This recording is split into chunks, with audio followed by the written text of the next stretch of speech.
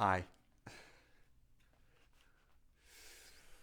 I'm trying to do what I can about the glare over here, but hopefully things are coming through okay. Both visually and aurally. Hello. Welcome to the next exciting, fun filled episode of Tones for the Times. Um, Actually, real quick,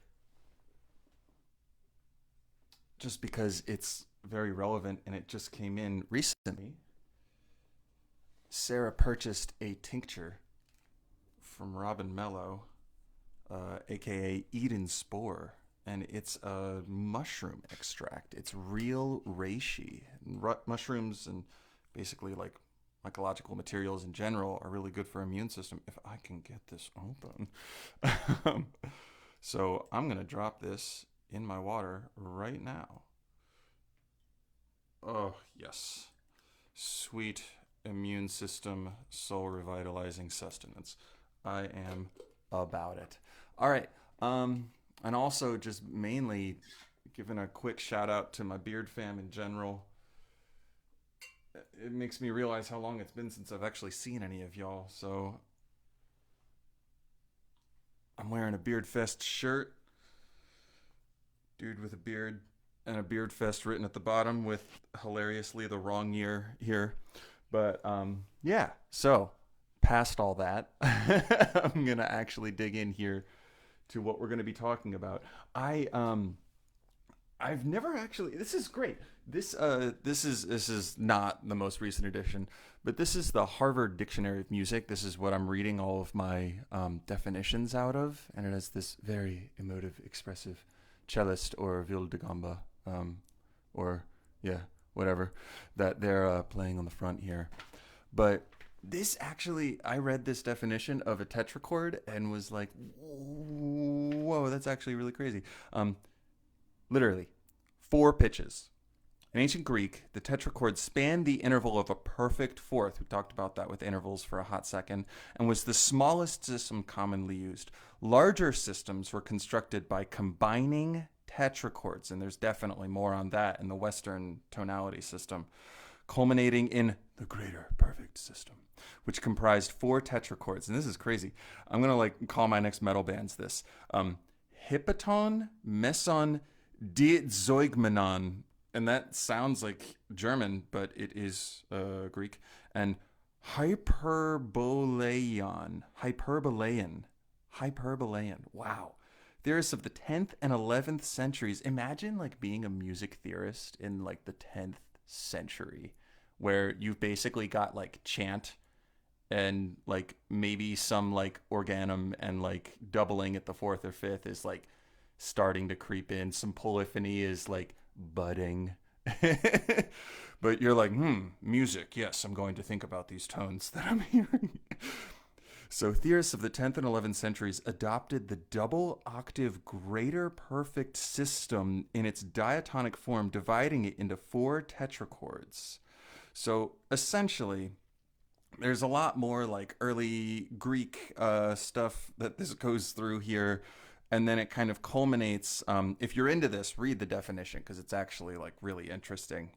Um, but it culminates in similarly. This is the last sentence. It's like this little aside, but this is like how we, or at least how I kind of use tetrachords now, because a very bright and influential teacher of mine turned me onto this. Similarly, the major scale is sometimes described as consisting of two disjunct tetrachords separated by a whole tone. Example, C to F and G to C. So that's one way that we can view this concept and this terminology. But I'll bet that even people out there who have had conventional music lessons, like maybe you took piano or violin or drum set, whatever it was growing up, or you're still taking these lessons or you're still studying now, unless you studied in an academic community, you've probably never heard this term. I would be really impressed. Like, let me know if you have, because I had never heard this until, like, quite frankly, like a couple of years ago. And I was like, whoa, that's a really great building block for being able to hear this stuff. So, real quick, what are these? basically each one of these, like the definition said, spans a perfect fourth. So the major tetrachord is going to be made up by a whole step,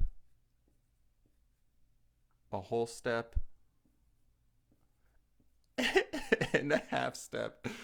And check it out, y'all. I'm realizing now I put too many boxes in my thing here. Oh, that's so classic. All right, we're just gonna go ahead and forget about this last box here. Oops. Sorry, little sawtooth wave. I'm getting rid of you. And now my fingers are going to be covered in schmutz. So, whole step and half step. We talked real quick about, thanks, Maria. I appreciate that one. We talked real quick um, about intervals before. And these are different kinds of steps. These are the smallest interval. So, if I were to play this, it sounds like the beginning of a major scale. Or this. Whoops.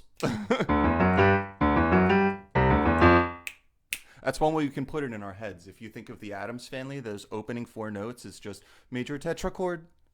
Sorry, that was a little awkward. But in any event, so this is the major tetrachord. The next one that we have is the minor tetrachord. So we would start it off the same. We've got a whole step, except now, and I'm trying to make the red thicker because I heard it kind of washes out a little bit.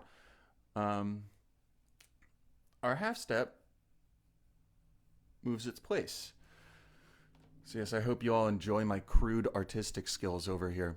So instead of having this major sound, we have this slight little dimming of the tone. We have that slight darkening instead of do, re, mi, fa, or sol, la, ti, do, re, mi, fa, mi, re, do. We have do, re, mi, fa, or sol, la, te, do. Or we could have a lot of actually different variations using that chromatic solfege, however you want to actually, vibe into that and tune into that. Third one here is the upper minor, and the astute observationalists out there, it's really hard to do two things at once because I say dumb words, may notice that really all that's happening here and the difference between these tetrachords is that your half step is changing place. And the reason we call this the upper minor is for a natural minor scale, if we're not altering it, and I will get into this in actually a later one, but in the natural minor scale, like so, let's say we're playing F natural minor. Do, re, mi, fa, sol, la, te, do.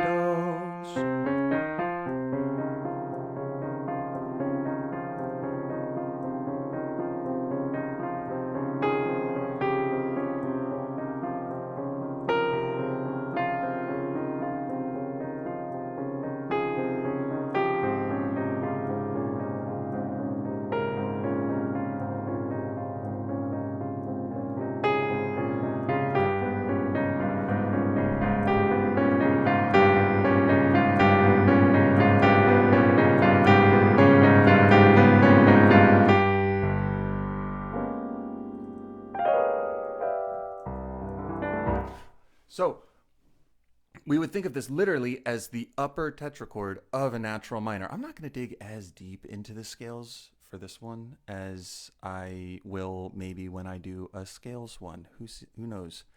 But that leaves this last one. It's like if we've got a major and minor, upper minor, and our half step has been like just kind of shifting its place, it can't shift over again, right?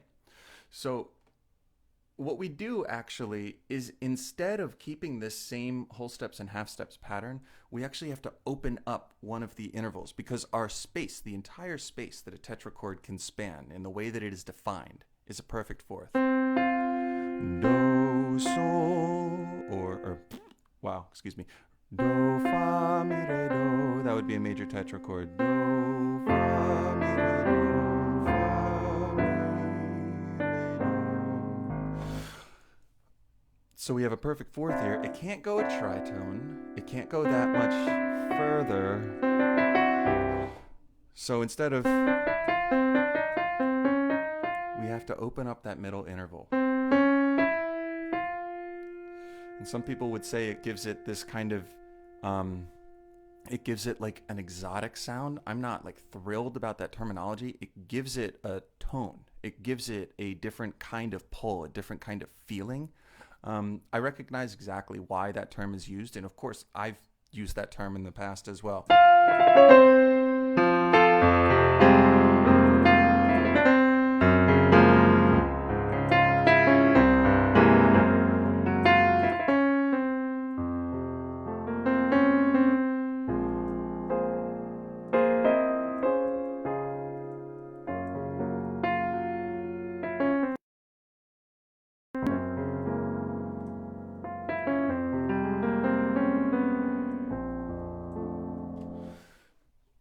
So what we do is we keep the first and last steps as half. And this middle step, we open up into something called an augmented second. And I'm using brown. This is what happens when, oh my gosh, yes. Oh, that disgusting 2, that horribly drawn brown 2. Thank you. All right, I'm done with that. Whew. This is what happens when I stream of thought here. So we have these 4-note, 3-step spacings between a perfect fourth. And what we can do is use these as just like a cell of improvisation. And once again, like what I played before, the Addams Family would be a major one. Snap.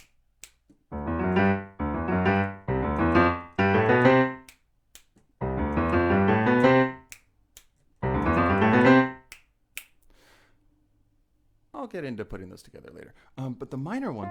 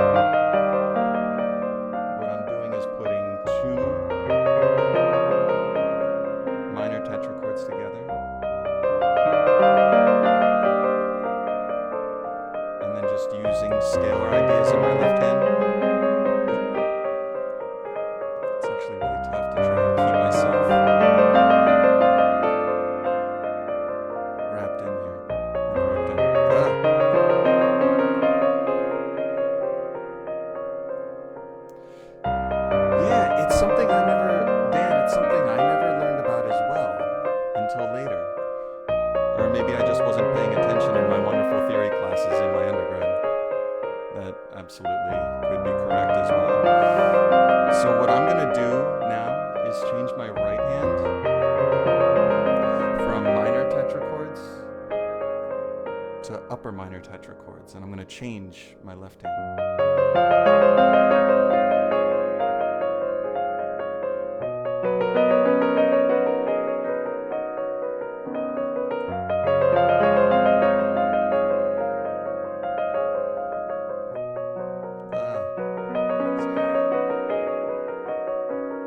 Back to normal minor.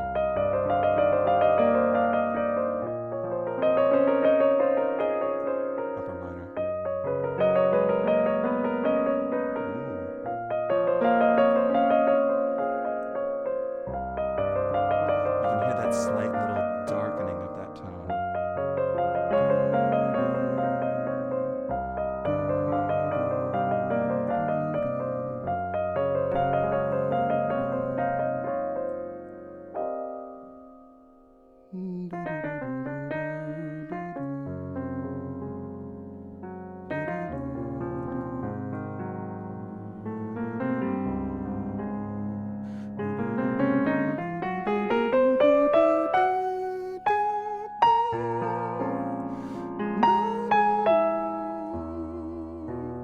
So when I step bigger than that fourth now, we could think of this as that minor tetrachord again. Oh, what is that? It's Yann Tiersen.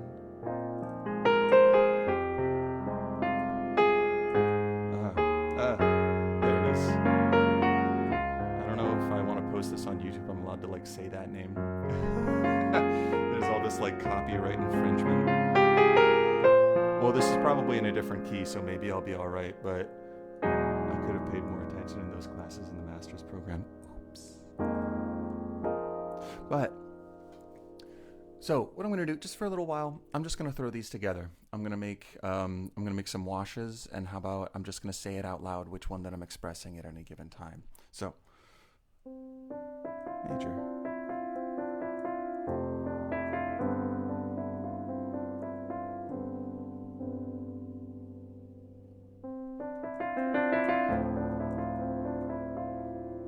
harmonic minor,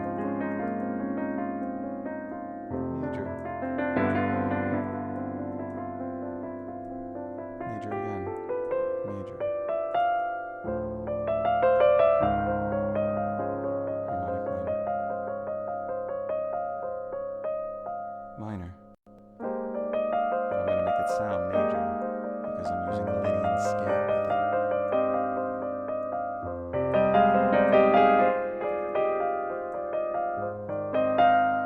Harmonic minor,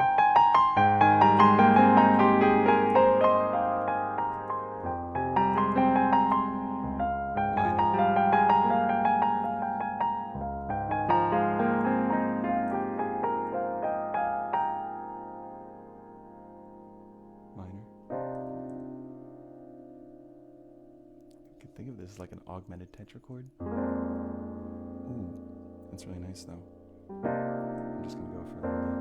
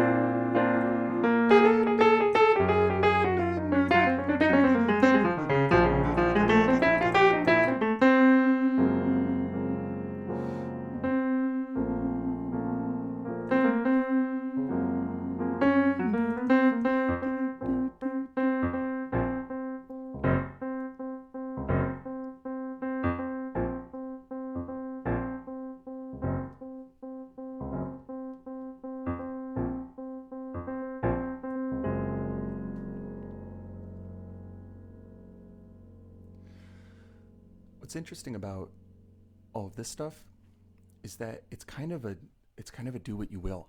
Um, it's a take this idea and run with it. It's a figure out what kinds of sounds you can do with this, apply different solfege to it. How can you apply this fundamentally into different concepts that maybe you're working on theoretically? Maybe you're trying to explore with your ear. Maybe you're trying to get used to playing or listening to playing. Whenever I really dig in and practice a new concept or a new material, I always try and do it in all 12 keys. And once again, I know I haven't talked about keys yet, but if you've listened to music, you've heard them and you've put them in your ear. It's a lot of it's just giving things giving things names, giving them shapes, giving them different, I don't want to say colors because I'm not synesthetic or anything, but giving them different contexts and places in your brain.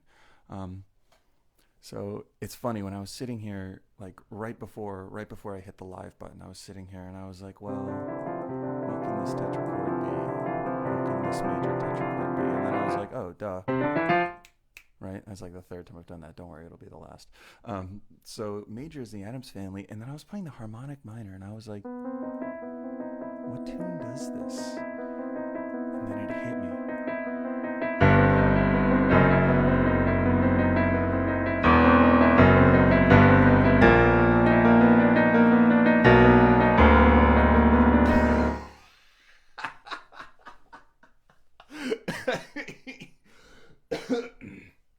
Excuse me.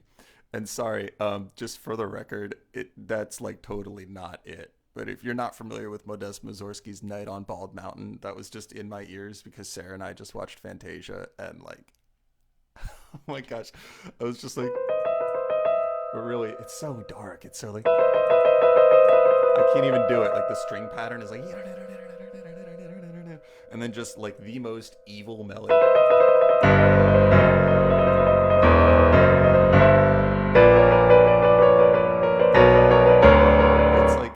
It's something like that. I actually have never looked at the score to that piece. I would love to see how he brings about that feeling because it's so dark. Oh my gosh. But the harmonic minor doesn't necessarily have to have a dark sound. It's literally like kind of an icing on a cake for that piece. That low melody in the brass is like really the craziness. I feel like the Ghostbusters theme also fits the harmonic tetrachord. Where in the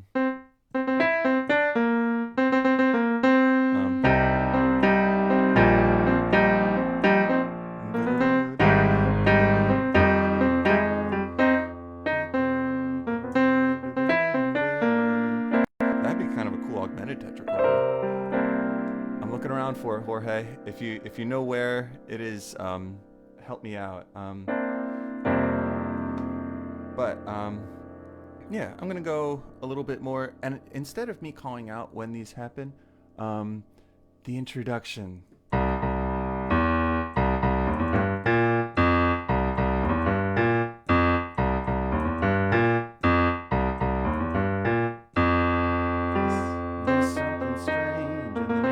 This is like the only tune that I know the lyrics to, oddly enough. And they end there.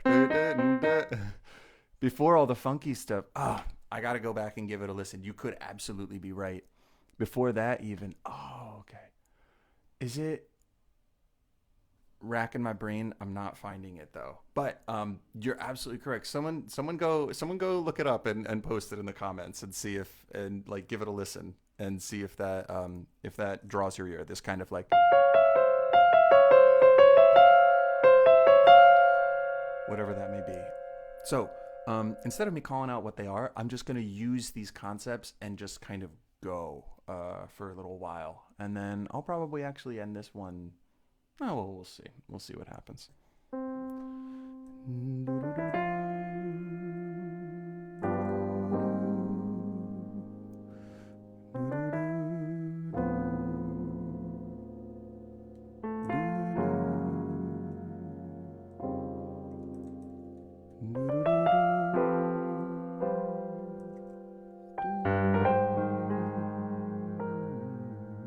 Middle voice.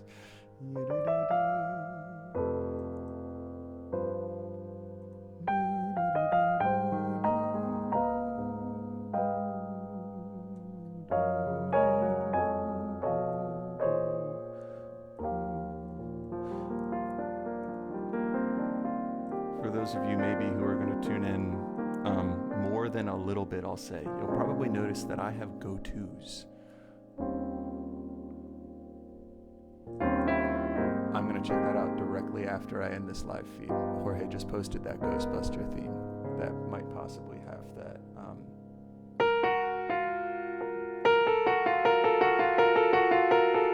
Starting to sound more familiar.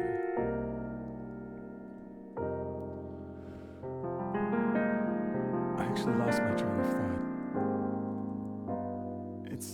I have, of course, I just did it. I have like go-tos that I go to. Allow myself to introduce myself. I have things that I generally like the tone of it. So I've gravitated towards practicing those kinds of sounds.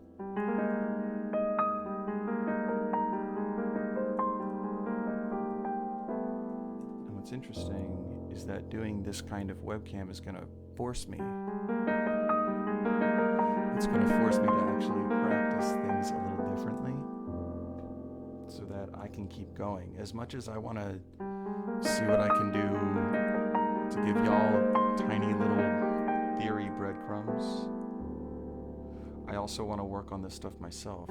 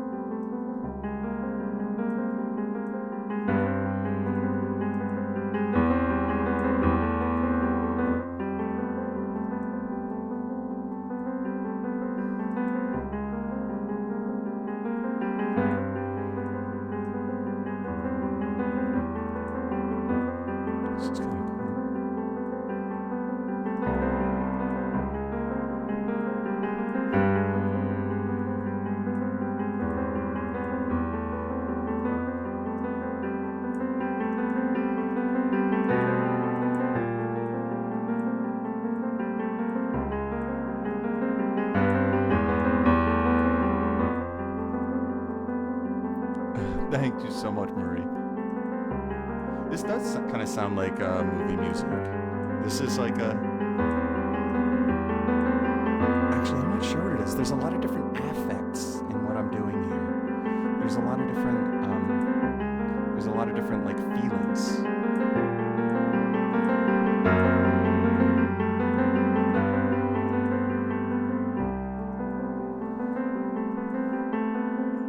A lot of what I do is I like shift around keys a lot. Like I'm not just like, oh, I'm in, you know. I move around a lot, and sometimes I prepare it and sometimes I don't. So it can just be kind of like, oh, you're listening to this one thing and it's really nice, and then okay, now you're listening to this other thing, and oh, that's kind of cool too. I get kind of bored is not the right word. I can't sit in one key for very long. So, like if I do this.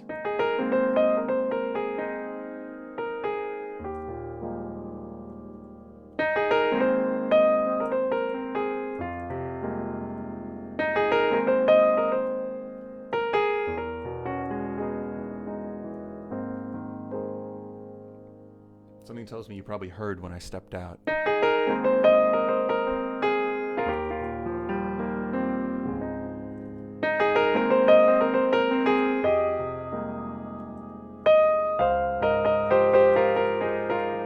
Didn't even know that was in there.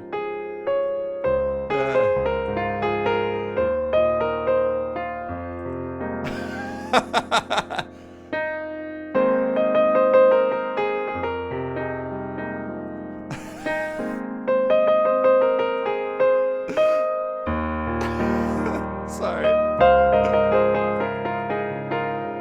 I like totally did not mean to do this.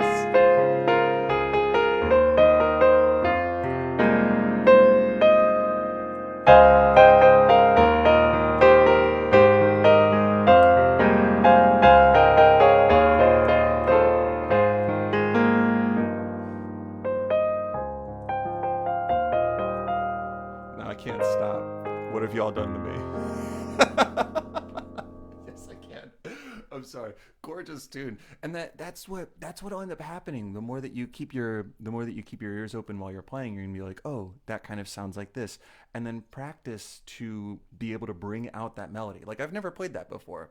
Colors of the Wind. I've heard it a million times. It plays on the Carillon bells down here at the university. It's gorgeous. They have this giant bell tower that's just like literally, I don't have a bell tone on this, which is it's good, but literally they just like ring out these gigantic melodies. And he tries to play Chopin sometimes, and I'm listening to it like that's some crunchy Chopin. But it's but yeah, take tunes that you like, and if you being able to view something like tetrachords and being able to put that in your ears, in your theoretical like mindset, it helps you to dissect music even more. Like when I did the Addams Family, I'm not going to play it again. When I did the Addams Family, it was like, oh, that's something that I can like put in my head as that's a major tetrachord.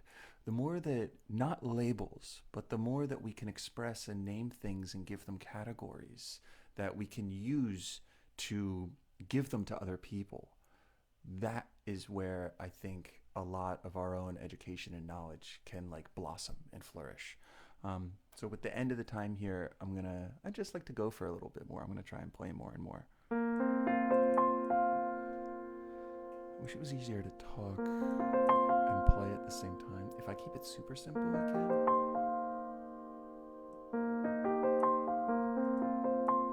I wish that was more my style. It's hard for me to keep things simple.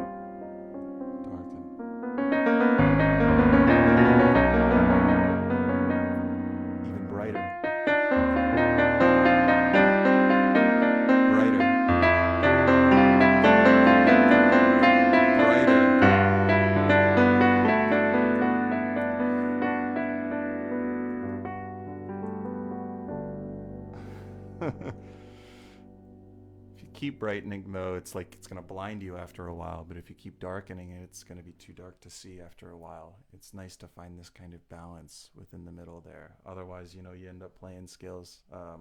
You end up playing scales like this. Um,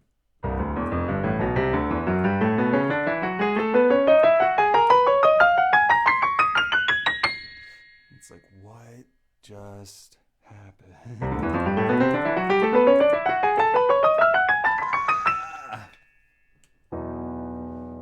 Starting in C. How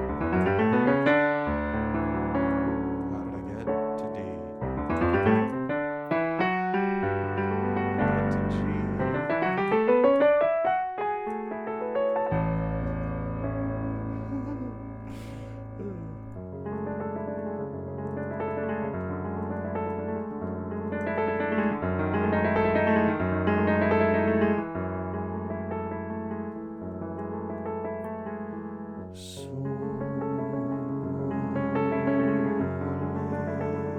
I should say C.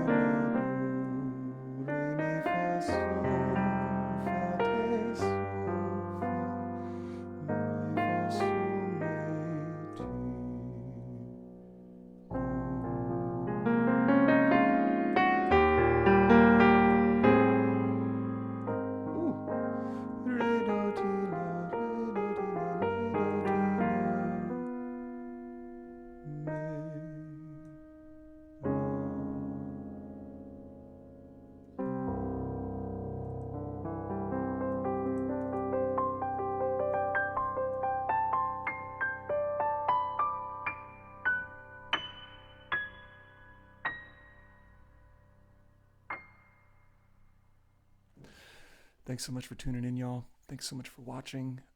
Stay safe out there. Stay clean. Stay healthy. Stay sane. Stay physically distanced from each other, but digitally connected.